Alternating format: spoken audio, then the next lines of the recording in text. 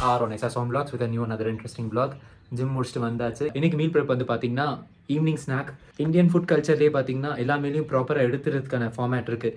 ஆனால் இந்த evening snack work பார்த்தீங்கன்னா தான் கொஞ்சம் இந்த டீப் ஃப்ரை ஐட்டம்ஸ் இதெல்லாம் இருக்கும்.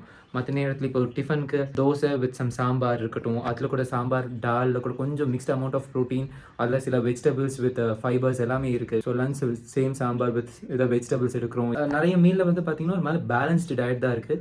இந்த ஈவினிங் ஸ்நாக்கில் தான் பார்த்தீங்கன்னா டீப் ஆயில் ஃப்ரை இந்த மாதிரிலாம் எடுக்கிறோம். ஸோ இந்த ஈவினிங் ஸ்நாக் உங்களால் ப்ராப்பராக செட்டில் பண்ண முடிஞ்சாலே உங்களோட டயட் வந்து பார்த்தீங்கன்னா ஒரு மாதிரி கண்ட்ரோலுக்கு வந்துடும். நீங்கள் ரிச் அண்ட் ப்ரோட்டீன் வேணும்னா இந்த ஸ்நாக்கோட சேர்த்து நீங்கள் ஒரு ஆம்லேட் வேணால் எடுத்துக்கலாம். பட் இன்னைக்கு ஈவினிங் ஸ்நாக் வந்து பார்த்தீங்கன்னா கார்ப் சோர்ஸ் தான். ஸோ வெயிட் லாஸில் நம்ம எடுக்கிறதுக்கான ஒரு நல்ல கார்ப் சோர்ஸ் தான் இது. It's nothing but French fries.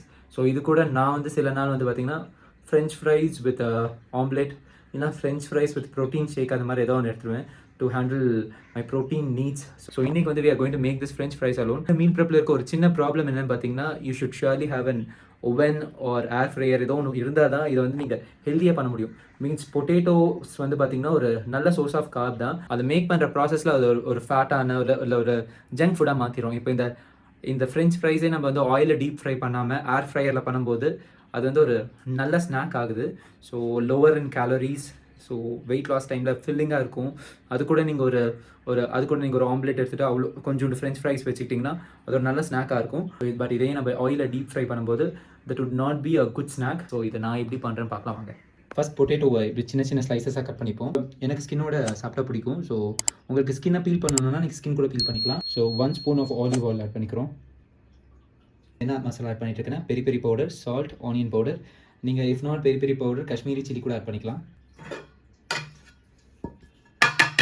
Mix பண்ணிடலாம். மிக்ஸ் பண்ணியாச்சு. இப்போ இந்த பொட்டேட்டோஸ் ஆட் பண்ணிக்கலாம். ஸோ பொட்டேட்டோஸ் ஆட் பண்ணி ஈவனாக ஸ்ப்ரெட் பண்ணியாச்சு. 200 டிகிரி செல்சியஸ் 12 minutes.